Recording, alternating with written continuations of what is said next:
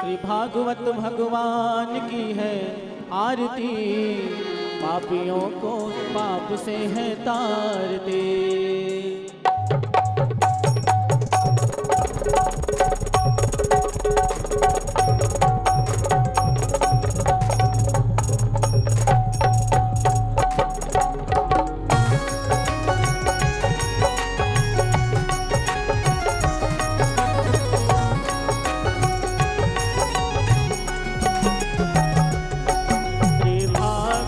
भगवान की है आरती, पापियों को पाप से है तारते।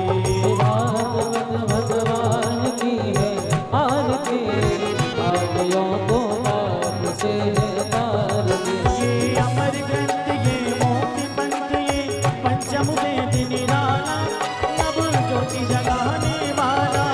हरि नाम यही जग के मंगल की आरती, पापियों को पाप से है तारते। ये शांति गीत पावन पुनीत, पापों को मिटाने वाला, हरि दर्श कराने वाला। ये सुख करनी ये दुख हरनी, श्री मधुसूदन की आरती, पापियों को पाप से है तारते। ये मधुर बोल जग पंथ खोल, सन्मार्ग दिखाने वाला, बिगड़ी को मनाने वाला। श्री राम यही घनश्याम यही प्रभु के महिमा की आरती, पापियों को पाप से है तारती। भागवत भगवान की आरती, पापियों को पाप से है तारती। कर्पूर गौरम करुणावतारम संहारतारम भुजगेन्द्रम सदा वदनं हरहरं भवानी जय सत्तमा भवानी जय सत्तमा भवानी जय सत्तमा।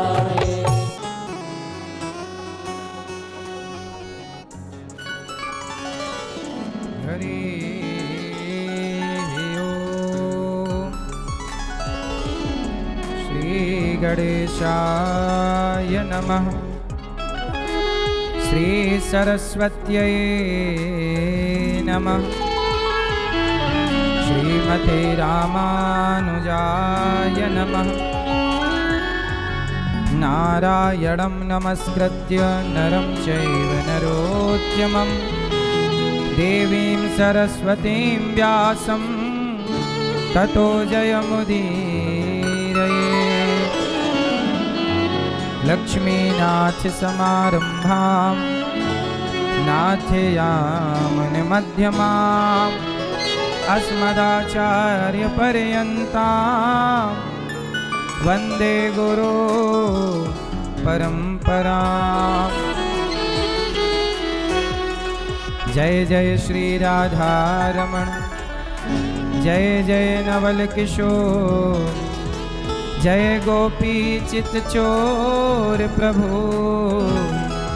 जय जय माखन चोर।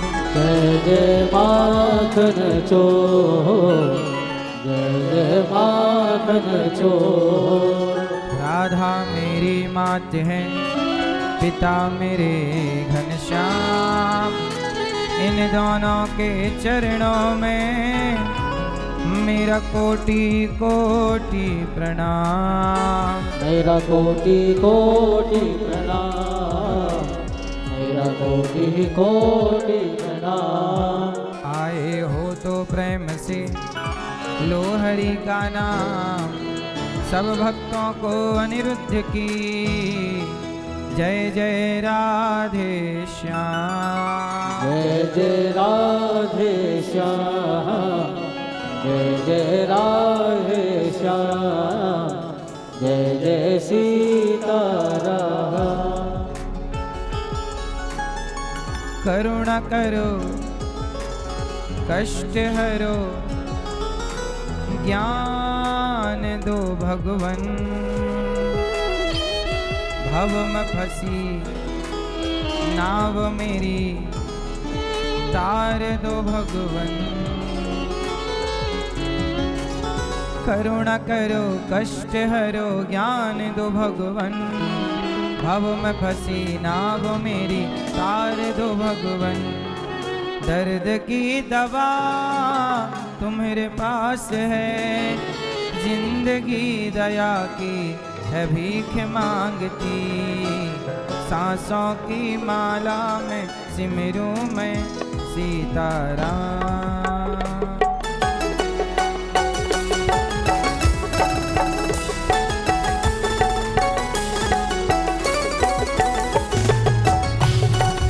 जय हो। हरि बोल। सांसों की माला में सिमरूं मैं सीताराम। सांसों की माला में सिमरूं मैं सीताराम। सांसों की माला में सिमरूं मैं सीताराम। मेरे मन की मैं जानूं और तुम्हारे मन की राह। मेरे मन की मैं जानूं और तुम्हारे मन की राह। मेरे मन की मैं जानूं और तुम्हारे मन की राह। मेरे मन की मैं जानूं और तुम्हारे मन की राह। सांसों की माला में सिमरूं मैं सीताराम। सांसों की माला में सिमरूं मैं सीताराम।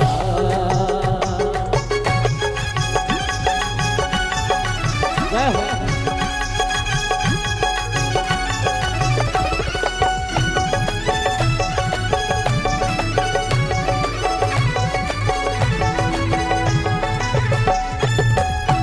हरि बोल।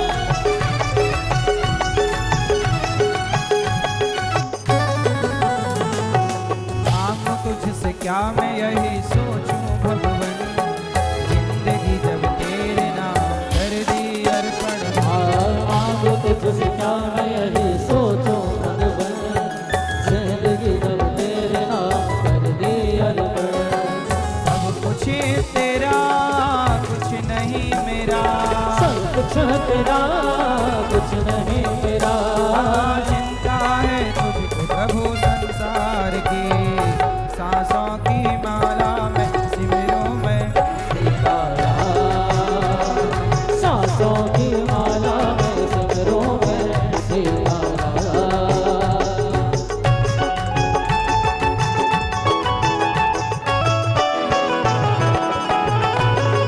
जय हो।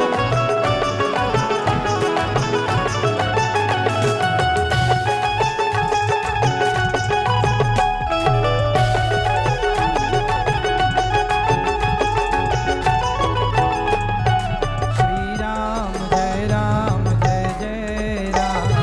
श्री राम जय राम जय जय राम। श्री राम जय राम जय जय राम। श्री राम जय राम जय जय राम। श्री राम जय राम जय जय राम। श्री राम जय राम जय जय राम। श्री राम जय राम जय जय राम। श्री राम जय राम जय जय राम।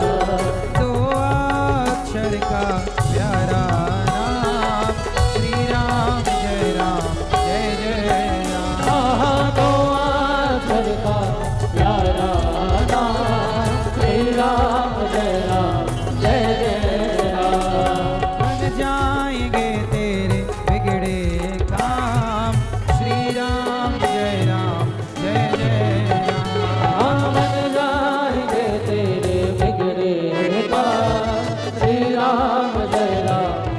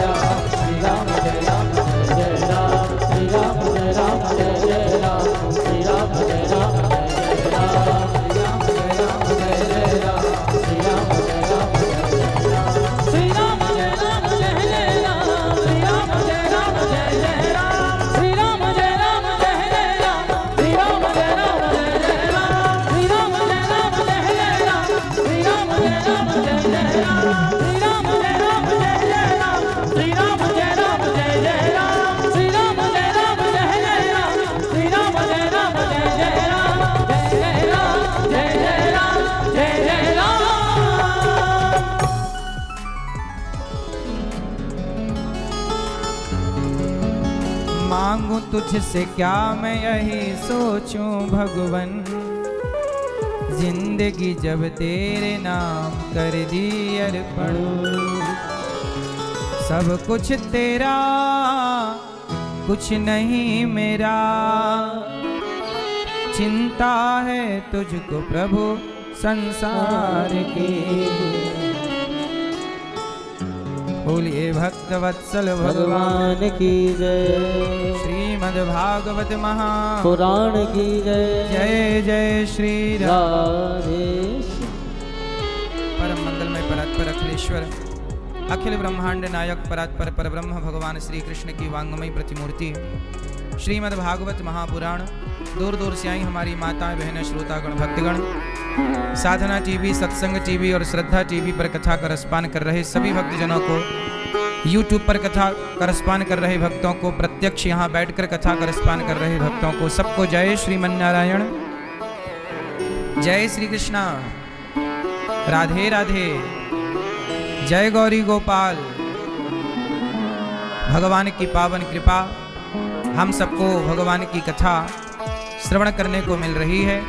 हमारे गांव के क्षेत्र के जबलपुर जिला सेहोरा मझौली रियौझा गांव, इस गांव के आसपास जितने भी गांव हैं सभी भक्तजन दूर दूर से आ रहे हैं और कथा की गंगा में डुबकी लगा रहे हैं। आप सभी भक्तजन परीक्षित बनकर कथा का रसपान भी कर रहे हैं।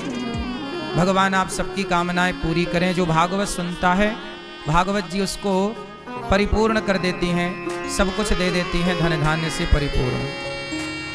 भागवत सुनने वाला व्यक्ति कभी खाली नहीं रहता।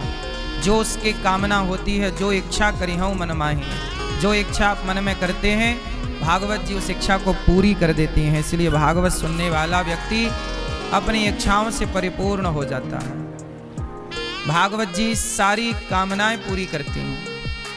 आप सभी की उपस्थिति, विप्रजनों की, आचार्य जनों की उपस्थिति, हमारे भैया श्री वासुदेव भैया, हमारे भैया अशोक शास्त्री जी भोपाल से, वृंदावन से हमारे वासुदेव भैया, गौरी गोपाल गुरुकुल में आप भागवत जी पढ़ाते हैं।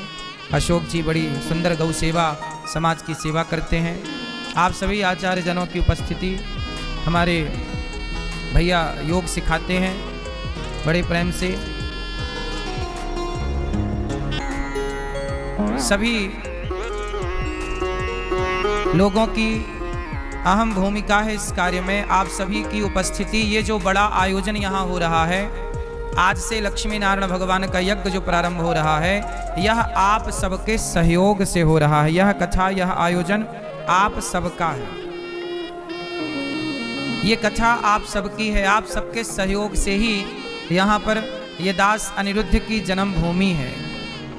हमारा जन्म पास में सिमरिया गांव वहाँ हुआ, परंतु हमने जब होश संभाला, आंखें खोली, जब कुछ जानने पहचानने के योग्य हुए, तब हम यहीं जाने पहचाने सब चीज़ों को। तो आप सभी दूर दूर से इस कथा का रसपान करने आ रहे हैं। तो एक बार तालियां हमारे भैया श्री प्रणय प्रभात पांडे जी के लिए। हमारे भैया श्री अजय बिश्नोई जी ने अन्य व्यवस्थाओं को ध्यान में रखते हुए आज मुख्यमंत्री जी को यहाँ लाने का कार्य उन्होंने संभाला है। एक बार तालियां हमारे भैया श्री अजय बिश्नोई जी के लिए।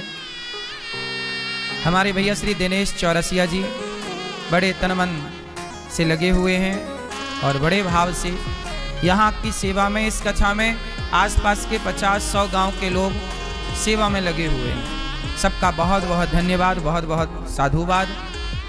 भगवान की कथा में हम सब प्रवेश करेंगे। अब कल हम लोगों ने सुना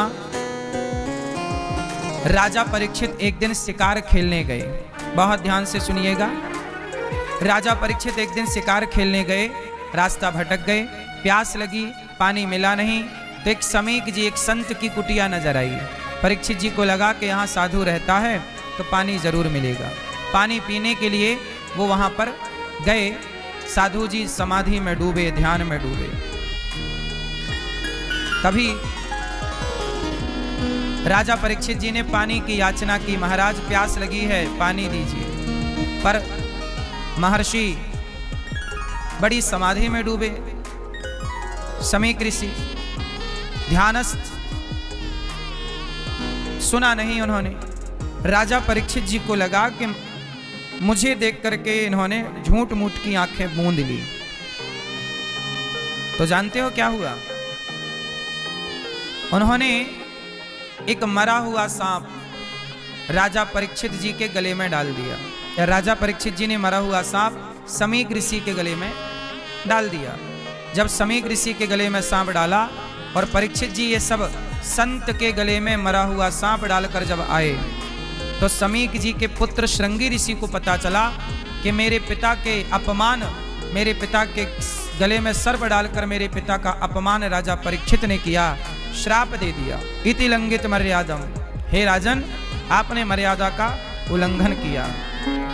इति लंघित मर्यादम तक्षकः सप्तमेहनि, आज से 7वें दिन तक्षक तुम्हें डसेगा और तुम्हारी मृत्यु हो जाएगी। आज से 7वें दिन तक्षक डसेगा और मृत्यु हो जाएगी। देखो जरा, राजा परीक्षित जी ने एक गलती की, एक संत का अपमान कर दिया। इसलिए हम आप लोगों से कहते हैं कि ये कथाएं हमें ये सिखाती हैं कि सपने में भी किसी का अपमान नहीं करना चाहिए, खासकर किसी साधु का, किसी संत का अपमान करने से बचना चाहिए। अपमान कभी ना हो। राजा परीक्षित जी ने अपमान कर दिया। जब उन्होंने अपना राज मुकुट उतारा, तब उन्हें याद आया कि मैंने क्या कर दिया। उन्हें लगा कि मुझे दंड मिलना चाहिए, मैंने एक संत का अपमान कर दिया। अच्छा, राजा परीक्षित ऐसे थे नहीं, वो किसी साधु का अपमान करते नहीं थे। आज कैसे हो गया? आज राजा परीक्षित के सिर पर कलयुग आकर के बैठ गया। विनाश काले विपरीत बुद्धि, जब अनाश मनुज का छाता है, पहले विवेक मर जाता है। राजा परीक्षित जी के सिर पर कलयुग कैसे बैठा?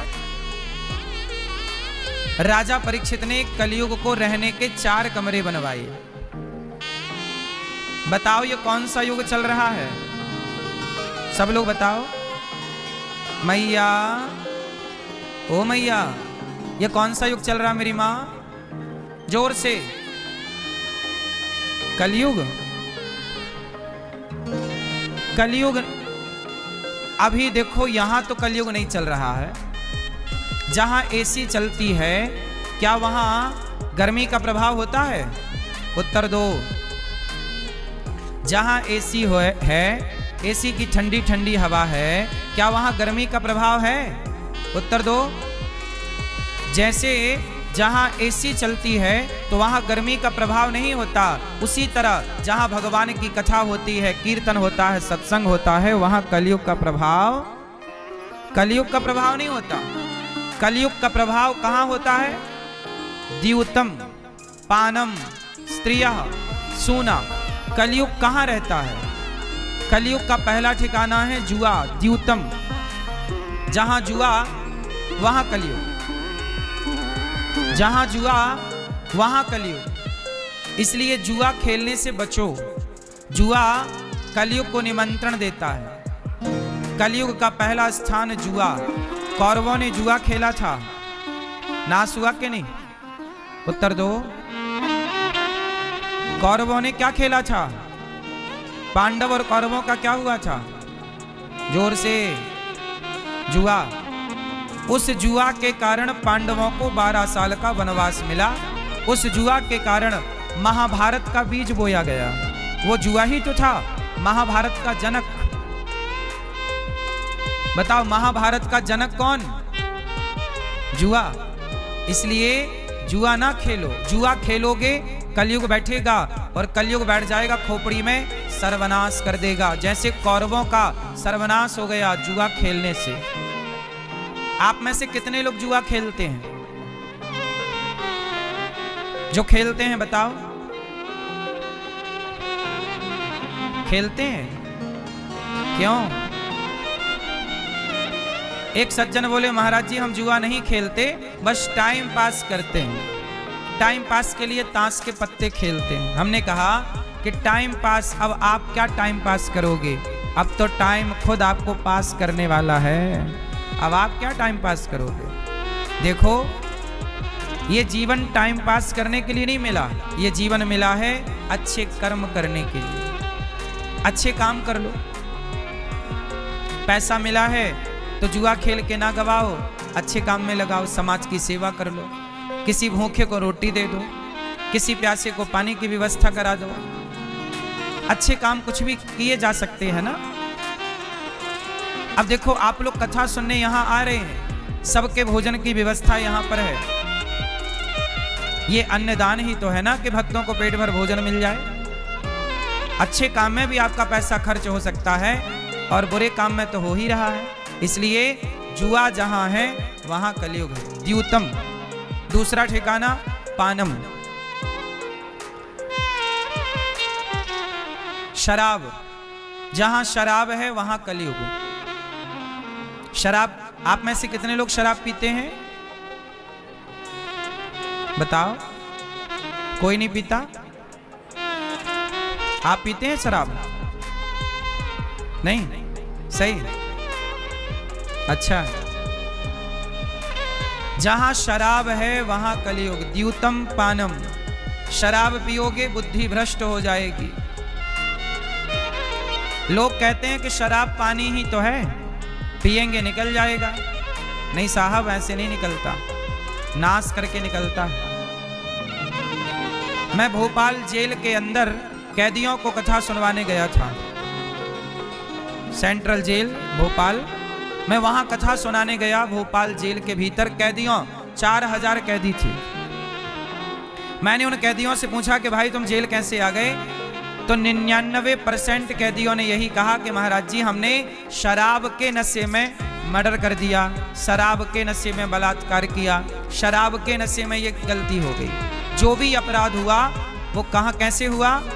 शराब के नशे में। आज जितने भी कैदी हैं, आप किसी भी जेल में जाओ, भारत के जेल के भीतर जितने भी कैदी हैं, वो कैदी केवल शराब के कारण गलतियां करते हैं। शराब पी ली और क्राइम कर दिया, अपराध कर दिया, फिर तो जेल होना ही है।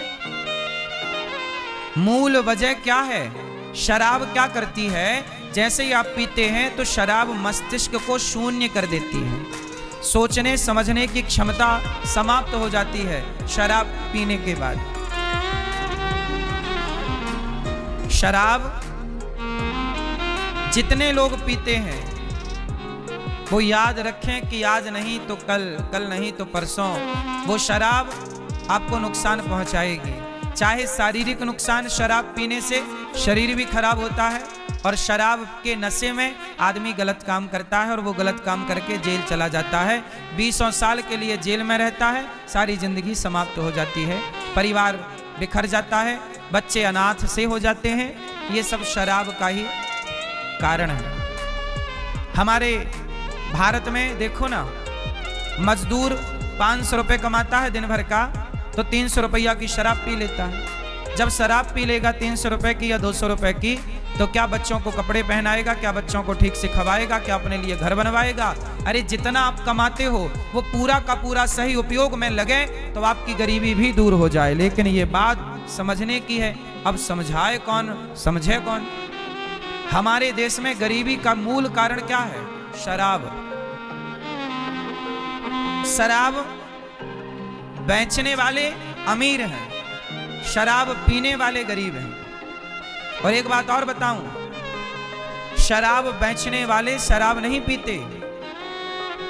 अधिकांश जो उसके मालिक होते हैं, जिनका ठेका होता है ना शराब का, मैंने बहुत शराब बेचने वालों को देखा, वो शराब नहीं पीते। वो जानते हैं कि हम पीना शुरू कर देंगे तो ये हमें पी जाएगी। शराब व्यक्ति एक बार पीता है, उसके बाद तो शराब आपको पी पी के समाप्त कर देती है। फिर आप थोड़ी पीते हो शराब, शराब आपको पी जाती है। कितने लोग इस बात से सहमत हैं कि गरीबी का कारण शराब भी है? जो पैसा शराब में खराब होता है वो परिवार के सही उपयोग में लगे तो काफी अच्छा होगा। सही है? तो शराब देखो, हमारा तो धर्म है आपको सही ज्ञान देना, सही समझाना। तुम शराब पियो या शराब से नहाओ, हमें क्या, पर हमारा तो धर्म है सही ज्ञान देना। तो शराब नहीं पीनी चाहिए, इसका आप ख्याल रखो। द्यूतम पानम, स्त्रियां जहां शराब है वहां कलयुग, जहां जुआ है वहां कलयुग, और जहां स्त्रियां, जहां पर स्त्री गमन है, पर नारी पैनी छुरी, तीन तरफ से खाए, धन हरे यौवन हरे और घोर नरक ले जाए। पराई स्त्री को ना देखना साहब, वरना क्या होगा? सर्वनाश। किसका हुआ? रावण का, पराई स्त्री को देखने के कारण। इसलिए पराई स्त्री कलयुग का वास होता है। जहां पर पुरुष पर नारी का संग हो वहां कलयुग प्रवेश कर जाता है। और कलयुग का चौथा स्थान स्त्रियां सूना, मांसाहार। जहां मांसाहार है वहां कलयुग। कलयुग का एक पांचवा स्थान और है, बेईमानी से कमाया गया धन। जो व्यक्ति ईमानदारी से कमाता है उसकी कमाई, उसके धन में कृष्ण का वास होता है, और जो बेईमानी से धन कमाता है उसके धन में कलयुग का वास होता है, और वो धन विनाश की ओर ले जाता है। इसलिए कमाई कैसी हो? ईमानदारी की। बेईमानी का धन बिल्कुल ना हो, बेईमानी से बचना चाहिए। आप देख लो, जितने लोग बेईमानी का धन कमाते हैं सब लोग दुखी हैं, परेशान हैं। पता नहीं क्यों कमाते हैं बेईमानी का। बस राजा परीक्षित ने जब सुना कि मुझे 7 दिन में मरने का श्राप लगा, घर छोड़कर शुकताल गए। वहां सुखदेव जी आए, पूजन किया, और परीक्षित जी ने प्रश्न किया कि हे गुरुदेव, मुझे 7 दिन में मरना है। पुरुषस्य यत् कार्यम म्रियमाणस्य सर्वथा, क्या करूं मैं? जो 7 दिन में मरने वाला हो वो क्या करे? राजा परीक्षित जी को 7 दिन में मरने का श्राप लगा। अब जिसे 7 दिन में मरना हो वो क्या करे? तब राजा परीक्षित जी को सुखदेव भगवान ने भागवत सुनाई कि जो 7 दिन में मरने वाला हो, मतलब जिसकी उम्र बहुत थोड़ी हो, वो केवल भागवत सुने उसका उद्धार हो जाएगा। अभी 12 मई से वृंदावन में भागवत जी के पोथी पाठ बैठेंगे। आप लोग भी अपने पितरों के लिए, पूर्वजों के लिए भागवत जी के पोथी पाठ बिठा सकते हैं। जीवन में एक बार भागवत जरूर सुनना चाहिए। आप लोग आओ, वृंदावन में 7 दिन रहो, और वहां प्रेम से भागवत की पोथी पाठ बिठाकर अपने पितरों को भागवत सुनवाओ। इससे पितरों का तो उद्धार होगा, उनके आशीर्वाद से आपका भी उत्थान होगा, आपका भी यश कीर्ति बढ़ेगी। भागवत जरूर सुनना चाहिए, सबको सुनना चाहिए। अभी राजा परीक्षित जी ने देखा कि सुखदेव भगवान आ गए, चरणों में प्रणाम किया। गुरुदेव मैं क्या करूं? तब सुखदेव भगवान ने कहा, वरीयाने सते प्रश्न क्रतो लोके हितं नृप, आत्मवित् सम्मतः पुंसां श्रोतव्या दिशु यः परः, निद्रया ह्रियते नक्तं व्यवायेन च वावयावयः, दिवाचार्थे हया राजन् कुटुंब भरणेन वा। सुखदेव जी ने कहा, वरी आने से ते प्रश्न है राजन, आपने लोक हित के लिए बड़ा ही श्रेष्ठ प्रश्न किया है। आजकल का व्यक्ति निद्रया ज्यादा सोता है और पैसे कमाते कमाते मर जाता है। आप लोग पैसे कमाते हैं, पैसे कमाना बिल्कुल गलत नहीं है, सबको पैसा कमाना चाहिए। पर मुझे एक बात बताओ, आप सब लोग कि पैसे आप लोग किसके लिए कमा रहे हैं? उत्तर दो। सबसे मेरा सवाल, पैसे कमाना बुरा बिल्कुल नहीं है, पैसे सबको कमाना चाहिए। जरा बताओ पैसे आप लोग किसके लिए कमा रहे हैं? सब लोग उत्तर दो। टोपी वाले भैया बताएंगे, चलो बताओ पैसे आप किसके लिए कमाते हो? किसके लिए कमाना चाहिए? पैसे क्यों कमाने चाहिए? प्रश्न है ये, पैसे क्यों कमाने चाहिए? आप बताओ, टोपी वाली भैया बताओ। हैं? पीछे वाले दादाजी हमारे सफेद मूंछों वाले, बताओ पैसा क्यों कमाना चाहिए? बोलो। लाल मैया, ओ लाल मैया, पैसे क्यों कमाना चाहिए? उत्तर दो। आप कहते हैं कि पैसा पेट भरने को कमाना चाहिए, तो ये बताओ चिड़िया पैसा कमाती है? पशु पक्षी पैसा कमाता है? कोई भी जीव जंतु पैसा नहीं कमाता, पर पेट तो सबका भर रहा है कि नहीं। अजगर करे ना चाकरी, पंछी करे ना काम, दास मलूका कह गए सबके दाता सबका। बताओ चिड़िया भूखी है क्या? चिड़िया भूखी है? उत्तर दो। क्या पशु पक्षी भूखे हैं? सबका पेट भर रहा है। पैसे क्यों कमाते हैं लोग? बताओ। देखो पैसा क्यों कमाते हैं? रोटी, कपड़ा और मकान, ये हम सबकी जरूरतें हैं। हमारे पास क्या होना चाहिए? भरपेट रोटी होनी चाहिए, पहनने को कपड़े होने चाहिए, रहने को मकान होना चाहिए, और बच्चों को पढ़ने पढ़ाने के लिए शिक्षा की व्यवस्था होना चाहिए। ये हम सबकी जरूरत है। हमारी जरूरत क्या है? रोटी, कपड़ा और मकान। ये हमारी क्या है? जोर से, जोर से, ये हमारी जरूरत है। अच्छा, एक होती है जरूरत और एक होती है इच्छा। आप लोग कमा रहे हैं तो रोटी, कपड़ा, मकान के लिए नहीं कमा रहे हैं। चलो, जिनके पास रोटी, कपड़ा, मकान नहीं है वो तो रोटी, कपड़ा, मकान के लिए कमा रहे हैं, उनका कमाना सही है। पर जिनके पास रोटी भरपूर हो चुकी, कपड़ा अच्छे पहन रहा है, रहने को मकान है, खाने को रोटी है, समाज में इज्जत है, नाम है, फिर भी सवाल है कि आप पैसा क्यों कमा रहे हैं? तो आप कहेंगे बच्चों के लिए कमा रहे हैं। तो मेरा सवाल है कि बच्चों के लिए पैसा ना कमाइए, बच्चों को योग्य बनाइए, टैलेंट दीजिए। काबिलियत होगी तो बच्चे खुद कमा लेंगे। तुम कमा के क्यों दे रहे हो बच्चों को? हमारे यहाँ एक कहावत है, अपने क्षेत्र की कहावत है कि पूत कपूत तो क्यों धन संचय, और पूत सपूत तो क्यों धन संचय। जब बेटा लायक है तो कमाने की जरूरत नहीं, कमा के खा लेगा। लायक है ना भाई आपका बेटा, और ना लायक है तो भी कमाने की जरूरत नहीं, ना लायक है, जितना कमाओगे सब बर्बाद कर देगा। तो बेटों को टैलेंट दो, काबिलियत दो, योग्य बनाओ, उन्हें गुण सिखाओ, हाथों में हुनर हो, वो किसानी करना जाने, वो खेती करना जाने, वो गाड़ी का इंजन सुधारना जाने, वो मैकेनिक हो किसी चीज के, वो सब चीजों को ठीक करना जाने।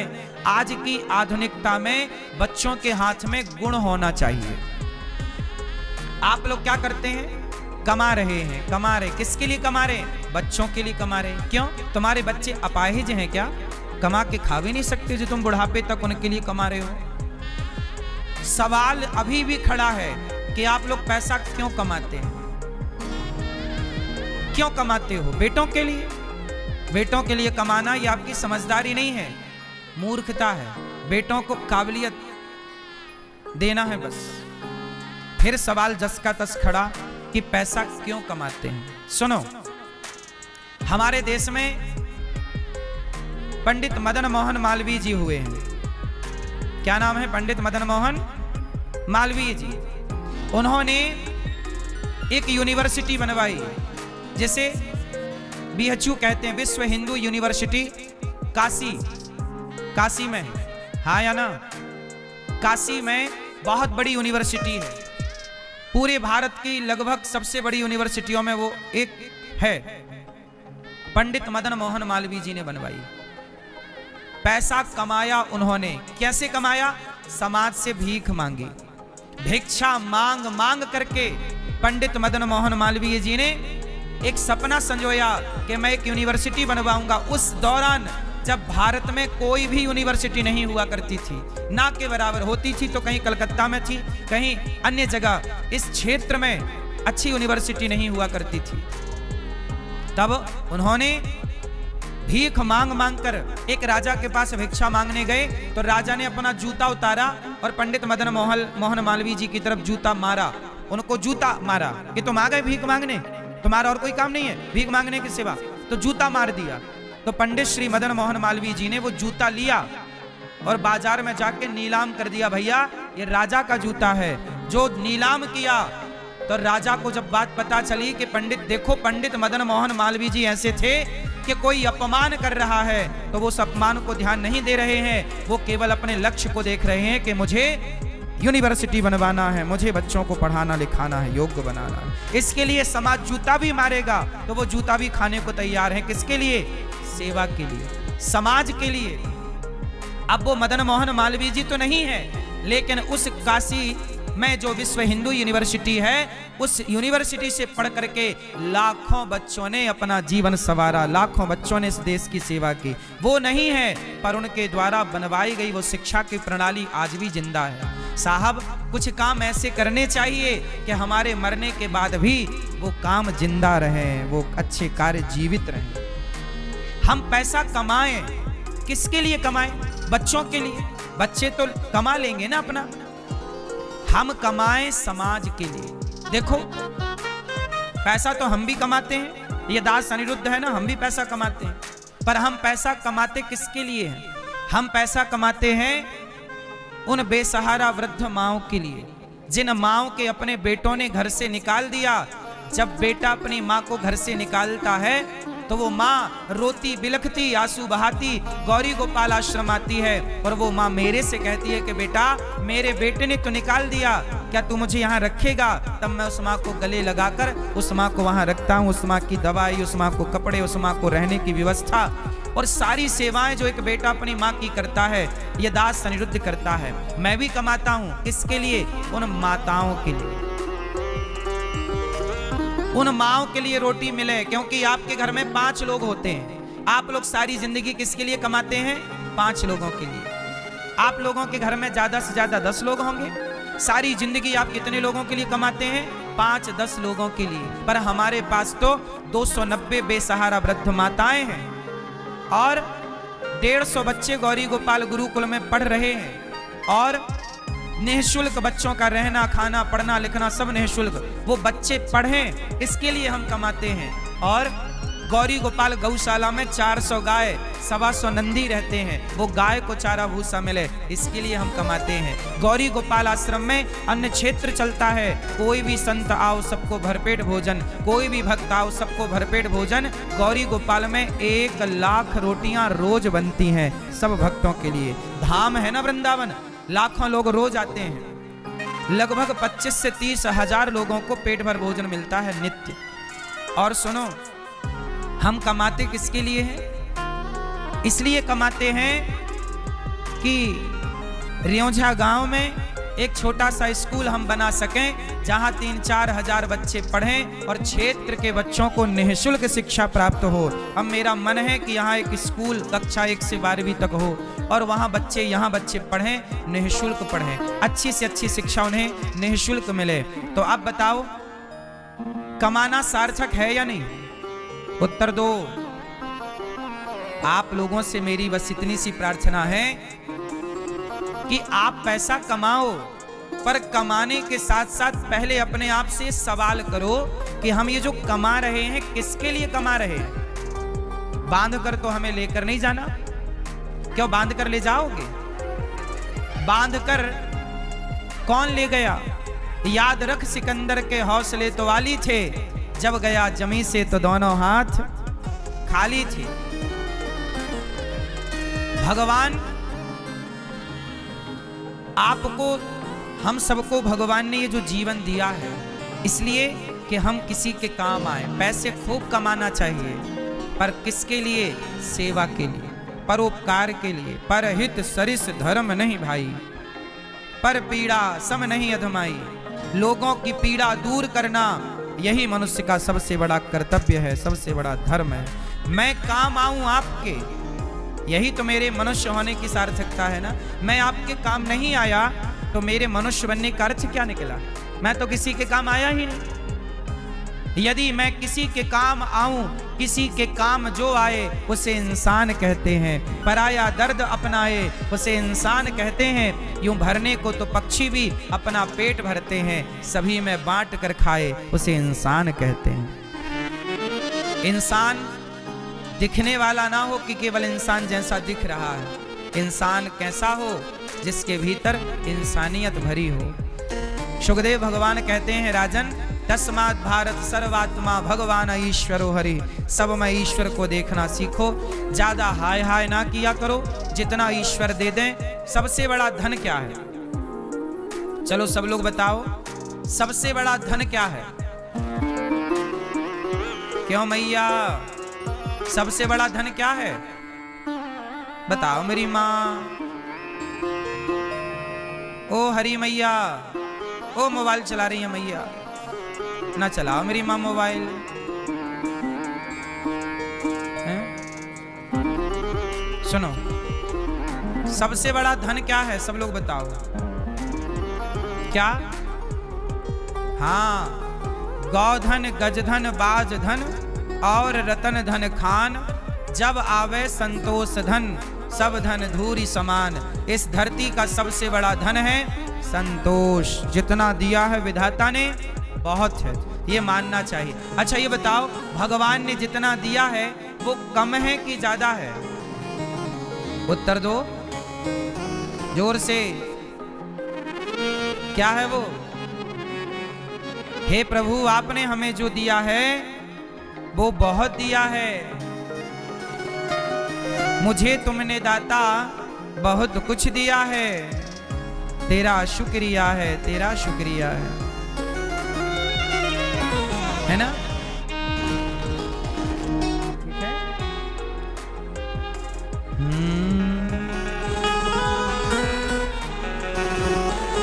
भगवान से कहना है, मुझे तुमने दाता,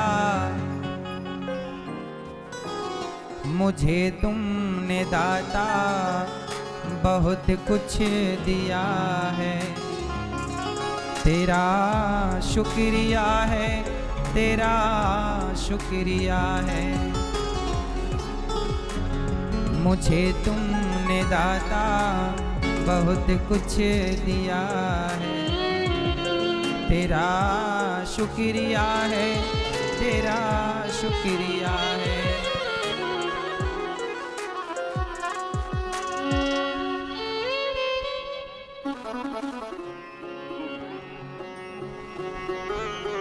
हे प्रभु, जो मिला है ना,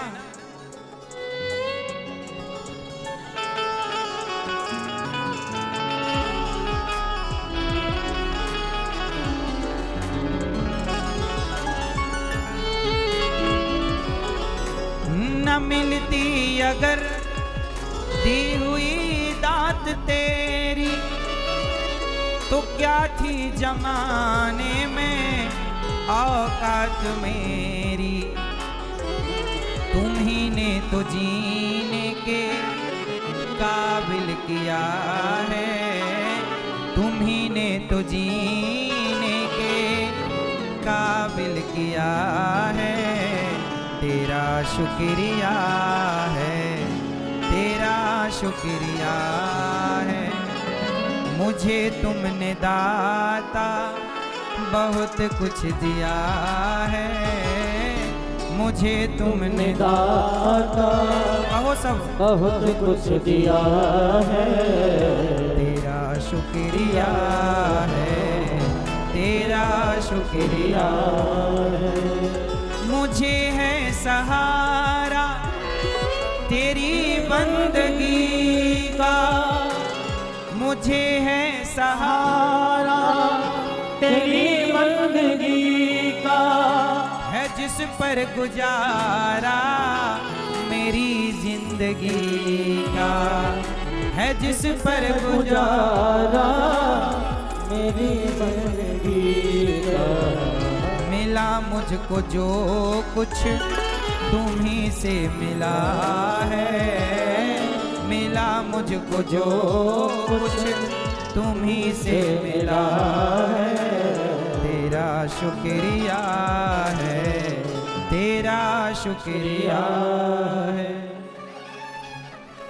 मुझे तुमने दाता, सब लोग बोलो मेरे साथ, बोलो मेरे साथ, मुझे तुमने दाता बहुत कुछ दिया है, तेरा शुक्रिया है, तेरा शुक्रिया है। किया कुछ न मैंने, शर्मसार मैं हूँ, तेरी रहमतों का तलबगार मैं हूँ। दिया कुछ नहीं मैंने, दिया कुछ नहीं, बस लिया ही लिया है, तेरा शुक्रिया है, तेरा शुक्रिया। अच्छा ये बताओ, आपने ईश्वर से लिया ही लिया है कि कुछ दिया भी है? चलो बताओ, आपने ईश्वर को क्या दिया है? क्या दिया भैया? चश्मा वाले हमारे दादाजी बताएंगे, आपने ईश्वर से लिया ही लिया है कि कुछ दिया भी है? चश्मा वाले भैया सुन रहे हो ना तुम, या पंचायत कर रहे हो? सुन रही हो ना माँ, या प्रपंच कर रही हो?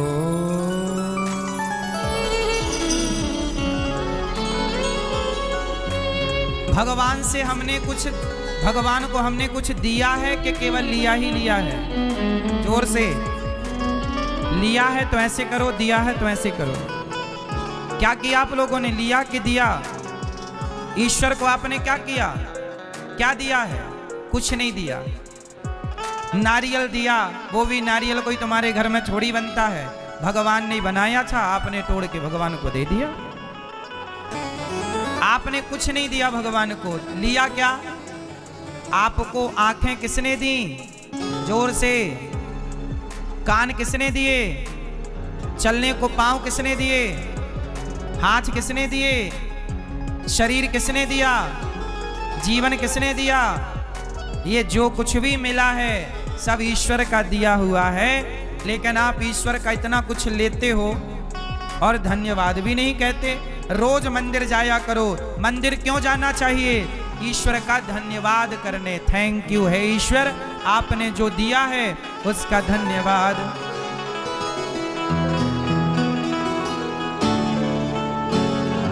मिला मुझको जो कुछ बदौलत तुम्हारी, मेरा कुछ नहीं सब है दौलत तुम्हारी। उसे क्या कमी जो तेरा हो लिया है, उसे क्या कमी जो तेरा हो लिया है। तेरा शुक्रिया है, तेरा शुक्रिया, शुक्रिया शुक्रिया जो भी कुछ तुमने दिया। हे ईश्वर, जो दिया है उसका धन्यवाद दो। करते हैं कान्हा तेरा हर पल शुक्रिया, खुशियाँ जो दी हैं उसका भी शुक्रिया। हम तेरा दिया खाएं, तेरा ही गुण गाएं। हम तेरा दिया खाएं, तेरा ही गुण गाएं। जीवन दिया जो उसका भी शुक्रिया। करते हैं कान्हा तेरा हर पल शुक्रिया। दोनों हाथ उठा के ईश्वर का धन्यवाद। जय हो।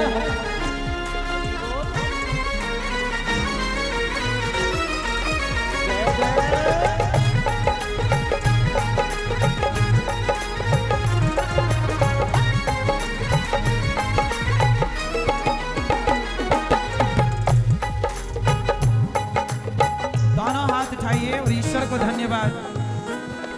करते हैं कान्हा तेरा हर पल शुक्रिया, खुशियाँ जो दी हैं उसका भी शुक्रिया। करते हैं कान्हा तेरा हर पल शुक्रिया, खुशियाँ जो दी हैं उसका भी शुक्रिया। करते हैं कान्हा तेरा हर पल शुक्रिया, खुशियाँ जो दी हैं उसका भी शुक्रिया। करते हैं कान्हा तेरा हर पल शुक्रिया, खुशियाँ जो दी हैं उसका भी शुक्रिया। हम तेरा दिया खाएं, तेरा ही गुण गाएं। तेरा ही गुण गाए। जीवन दिया जो उसका भी शुक्रिया करते हैं कान्हा तेरा हर पल शुक्रिया।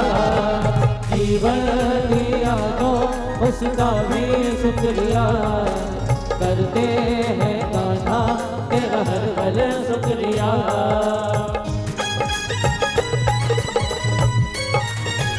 जय हो।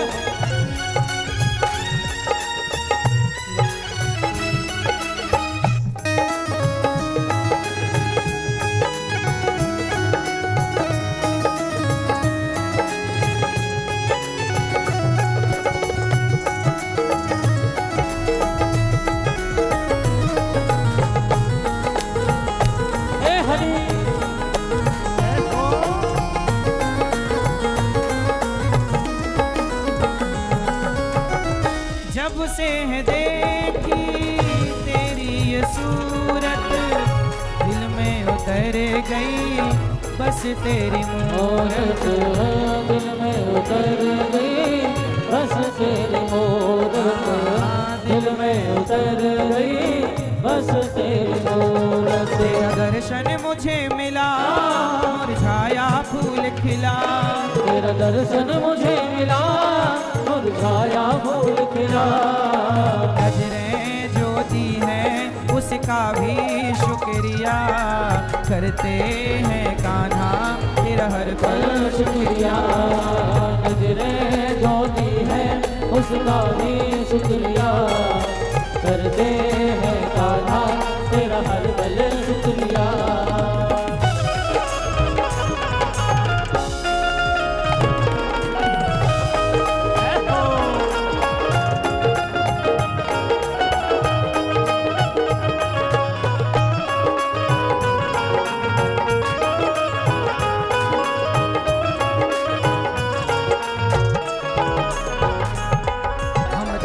दिया खाएं तेरा ही गुण गाएं।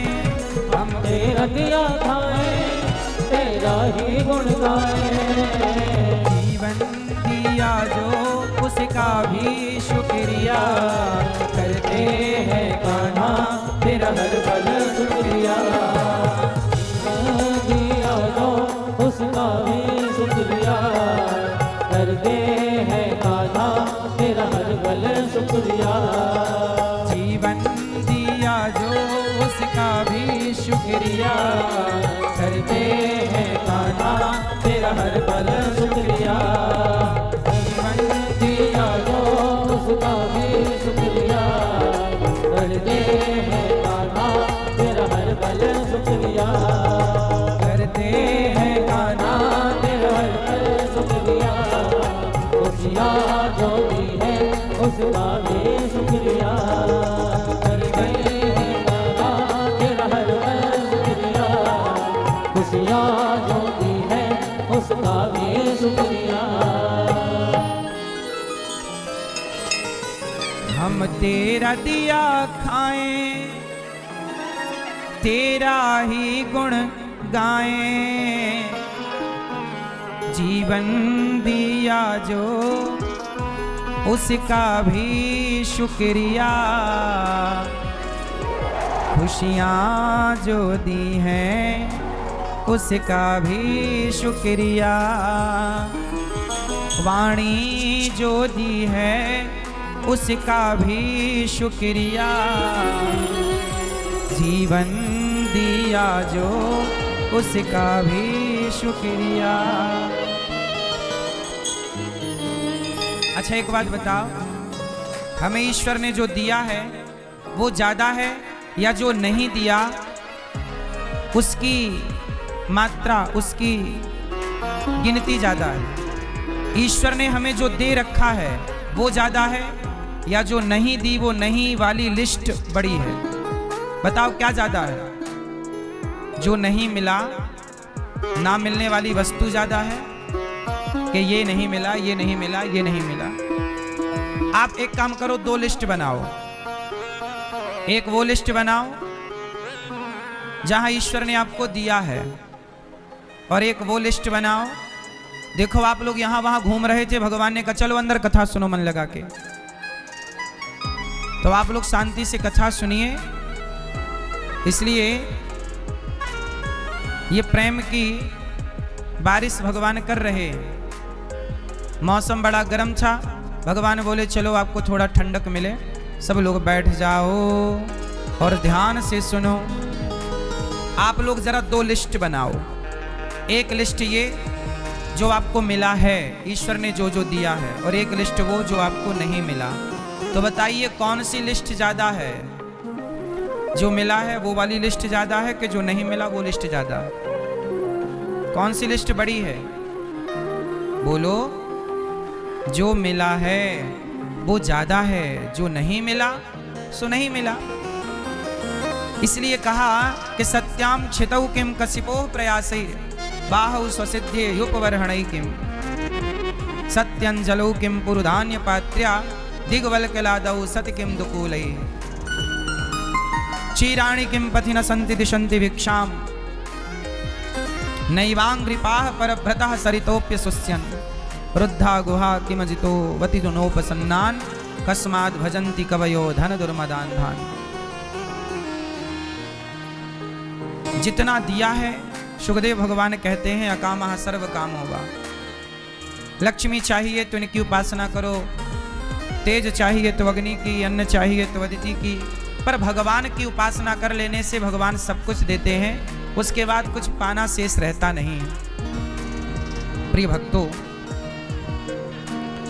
सुखदेव भगवान राजा परीक्षित जी से कह रहे हैं, भगवान की स्तुति करने लग गए। नमः परस्मै पुरुषाय भूयसे सदुद्भवस्थान निरोध लीलया ग्रहीत शक्ति तृतीयाय देहिना मंत्र भवाय अनुपलक्ष्य वर्तमने।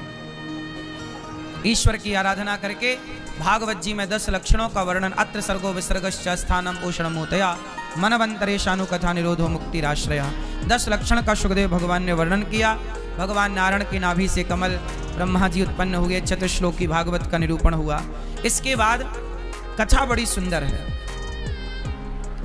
भगवान श्री कृष्ण जब अपनी लीला पूरी करके जाने लग गए तो जाते वक्त भगवान ने विदुर जी को याद किया कि मेरा विदुर कैसा है। मैत्रेय मुनि के पास जब विदुर जी गए और विदुर जी और मैत्रेय जी की जब भेंट हुई तो दोनों में बात हुई, दोनों में वार्ता हुई। मैत्रेय मुनि और ये जो विदुर जी है ना, ये विदुर जी साक्षात धर्मराज हैं और विदुर जी ने भगवान की खूब भक्ति की, भगवान की खूब सेवा की।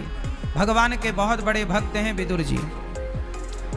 ये वही विदुर जी हैं जहां दुर्योधन की मेवा त्याग कर भगवान विदुर जी के घर दौड़े। दुर्योधन की मेवा त्यागी और साग विदुर घर खाई, सबसे ऊंची प्रेम सगाई, सबसे ऊंची प्रेम सगाई।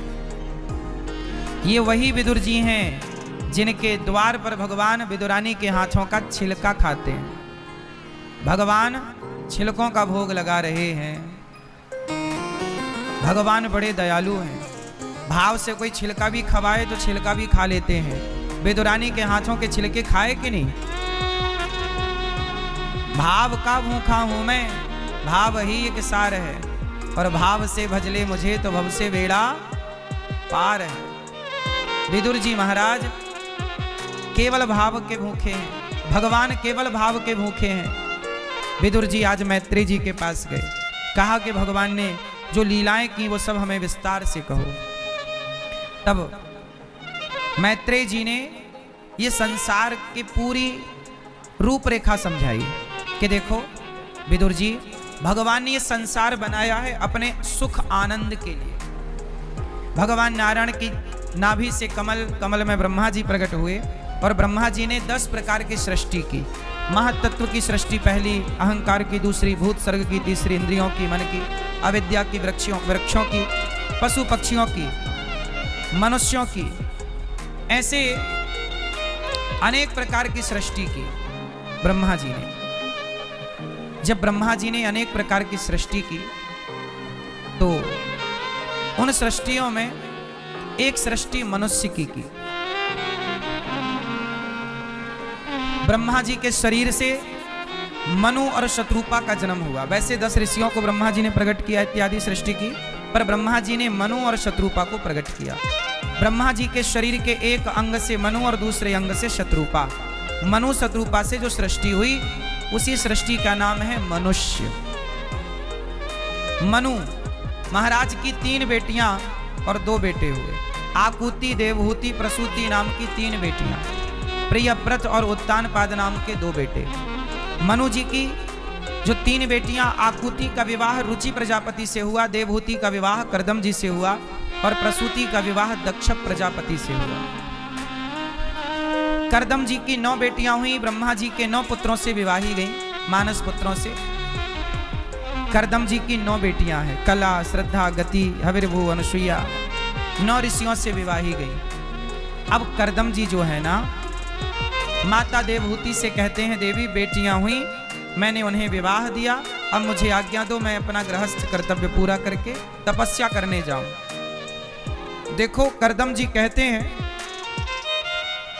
देखो इतना बढ़िया कार्य यहाँ यज्ञ और भागवत जी का चल रहा है कि देवता भी बार बार आ रहे हैं यहाँ पर। देखो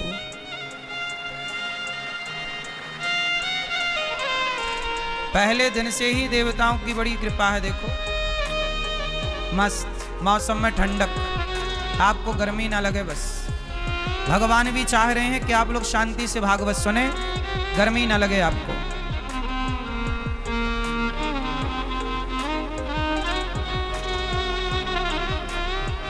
भगवान भी बाजा बजा बजा के नाच रहे हैं, आ जाएं ऊपर बिंदास।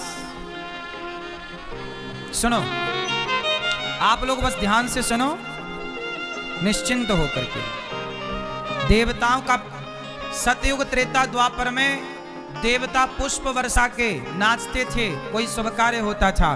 कलयुग के देवता पानी वर्षा के नाच रहे हैं, शुभ कार्य हो रहा है तो शुद्धि तो होनी ही चाहिए।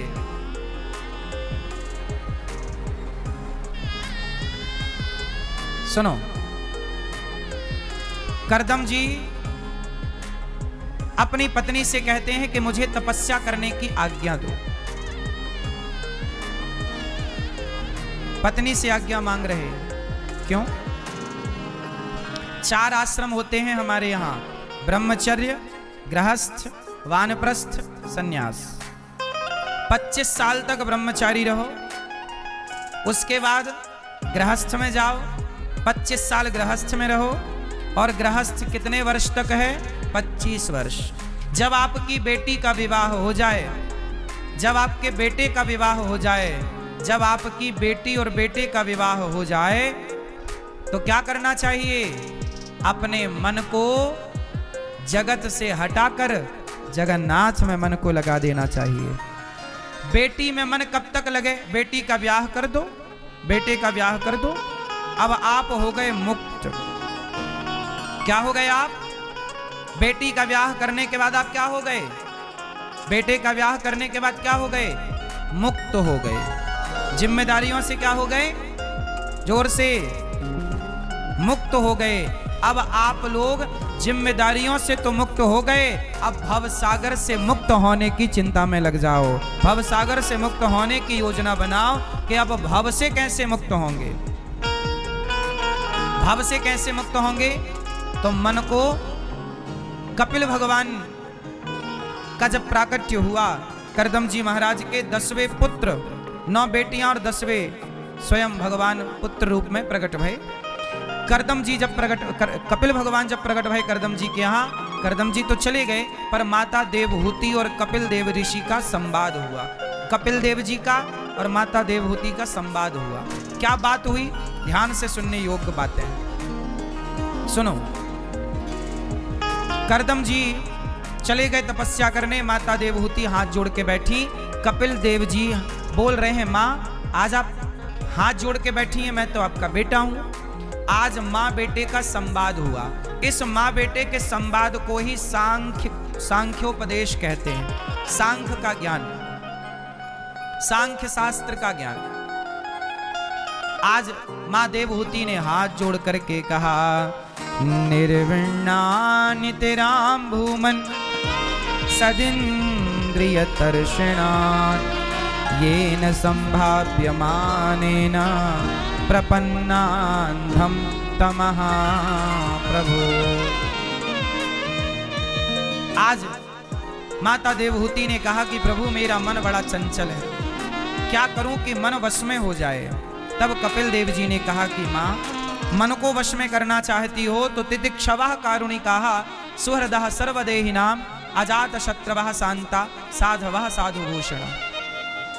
संतों की संगति करो, जिनका मन वश में है। देखो संगति किसकी करें? यदि हम संगति शराबियों की करेंगे तो हमें शराब मिलेगी, संगति हम गंजेड़ियों की करेंगे हमें गांजा मिलेगा, संगति हम लफंगों की करेंगे तो हमारे भीतर भी उनके संस्कार आएंगे। इसलिए संगति हमेशा संतों की, भक्तों की, अच्छे लोगों की करना चाहिए, ताकि हम पर अच्छा रंग चढ़े, हम पर अच्छा प्रभाव पड़े। गलत लोगों की संगति हमें नहीं करनी चाहिए, बचना चाहिए। कपिल भगवान बोले, माता जैसा संग होता है वैसा रंग चढ़ता है।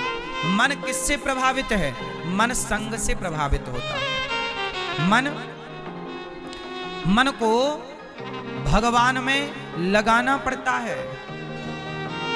मन की गति है अटपटी, झटपट लखे न कोए, और मन की जब खटपट मिटे तो झटपट दर्शन होए। अच्छा ये बताओ, मन चंचल है या नहीं? चंचलम ही मनः कृष्णा, गीता में भगवान से यही तो अर्जुन ने पूछा। आप में से कितने लोगों का मन चंचल है? हाथ उठा के बताओ। जिसका मन चंचल है उठा लो हाथ। पीछे वाले भैया,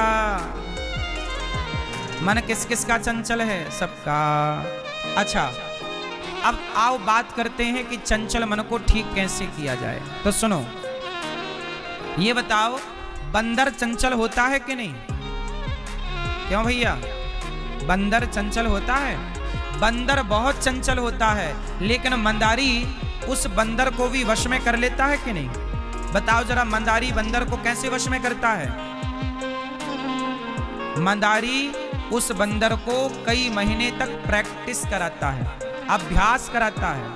जैसे नचाता है बंदर वैसे नाचता है। यदि चंचल बंदर मंदारी के वश में हो सकता है अभ्यास करने से, तो आप भी अभ्यास करेंगे तो आपका मन आपके वश में हो सकता है। करने से सब होगा, ना करने से कुछ नहीं होगा। मन को वश में करना पड़ता है। कैसे वश में करें? सत्संग करो, ज्यादा से ज्यादा कथाएं सुनो, ज्यादा से ज्यादा कीर्तन करो, संतों की, भक्तों की शरण में रहो। अच्छी संगति कर लेने से मन अच्छा होता है, बुरी संगति कर लेने से मन बुरा हो जाता है। मन के हारे हार है, मन के जीते जीत, मन ही मिलावत राम से, मन ही करत फजीत। ये मन है, यही भगवान से मिलाएगा। ये मन है, यही फजीहत कराता है, परेशान करता है मन।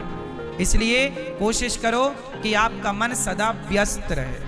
आजकल परेशान वो लोग हैं जो फ्री रहते हैं, इसलिए आपको फ्री नहीं रहना, अपने आप को किसी अच्छे काम में बिजी रखना है। जो व्यक्ति बिजी है वो सुखी है, जो फिजूल फालतू परेशान है। कहाँ बिजी रहो? एक गुरुजी थे, एक सज्जन थे, उन्होंने एक प्रेत को सिद्ध कर लिया। प्रेत की साधना की और प्रेत को सिद्ध कर लिया, प्रेत सिद्ध हो गया। तो प्रेत जब सिद्ध हुआ तो प्रेत बोला कि भाई अब मुझे काम दो। तो जिसने सिद्ध किया था अब वो प्रेत को काम बताए कि आपको ये काम करना है, प्रेत तुरंत कर लाए। फिर बोले प्रेत के काम दो। अब वो काम बताते बताते थक गया और वो प्रेत तो चुटकियों में काम करके आ जाए। अब बताने वाले को परेशान करने लगा। प्रेत बोला कि या तो हमें काम बताओ, यदि आप हमें फ्री रखोगे, काम नहीं दोगे तो हम आपको परेशान करेंगे। अब जिसने प्रेत सिद्ध किया वो बड़ा परेशान हो गया कि हे भगवान, मैंने तो आफत मोल ले ली, प्रेत को काम कितना बताऊं। वो गुरुजी के पास गए अपने कि गुरुजी मैंने प्रेत को सिद्ध किया है, वो प्रेत मुझे परेशान करने लग गया। बोला काम बताओ। क्या काम बताएं? काम बोलता हूं तो चुटकियों में काम कर लेता है वो, मिनटों में। तब गुरुजी ने कहा कि एक डंडा गाड़ दो बीच में बांस का, और प्रेत से कहो कि तुम इस पर चढ़ो उतरो, यही काम है तुम्हारा। जब कोई काम हो तो काम कराओ, बाकी टाइम पे चढ़ो उतरो। अब वो डंडा गाड़ लिया और कहते प्रेत से कि तुम इस पर चढ़ो उतरो, यही तुम्हारा काम है। अब प्रेत ना उस डंडे पर चढ़ता उतरता तो प्रेत हो गया बिजी। तो प्रेत ने अपने मालिक को परेशान करना बंद कर दिया। उसी तरह ये मन भी प्रेत की तरह है। इस मन को कोई ना कोई काम चाहिए। यदि मन काम में बिजी है तो आपको परेशान नहीं करेगा, और मन के पास कोई काम नहीं है तो मन आपको परेशान करने लग जाएगा। और इतना परेशान करता है मन के कई लोग आत्महत्या करने लग जाते हैं, डिप्रेशन में चले जाते हैं। इसलिए कहता हूं कि आप अपने आप को थोड़ा बिजी रखो। कहाँ बिजी रखें? खेती किसानी कर लो, ईमानदारी से दुकान बिजनेस कर लो, काम करो। जो समय बचे तो मन को माला जपने में लगाओ। मन चल सीताराम सीताराम बोल, मन भगवान का नाम जप, श्री कृष्ण गोविंद हरे मुरारी। हे मन सीताराम बोल, राधे श्याम बोल, जय श्रीमन नारायण बोल। मन को लगाओ। आप कहते हैं गुरुजी मन लगता नहीं। मन किसी का नहीं लगता, मन को लगाना पड़ता है। मन लगता नहीं है, मन को बोलो लगाना पड़ता है। अच्छे कामों में मन को लगाना पड़। कैसे लगेगा? प्रैक्टिस करत करत अभ्यास के जड़मती होत सुजान, रसरी यावत जात है सिल पर पड़त निशान।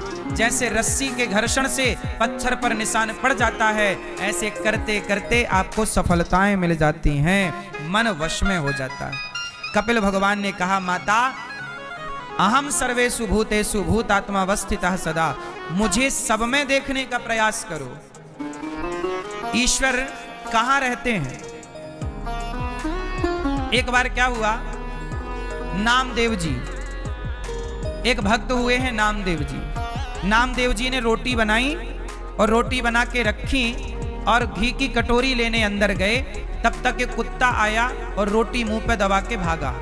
नामदेव जी घी की कटोरी लेकर दौड़ पड़े कि भैया प्रभु सूखी रोटी ना खाओ, आपका दिया घी है, घी चुपड़ करके खाओ प्रभु, सूखी रोटी ना खाओ। लोगों ने कहा कि वो कुत्ता है।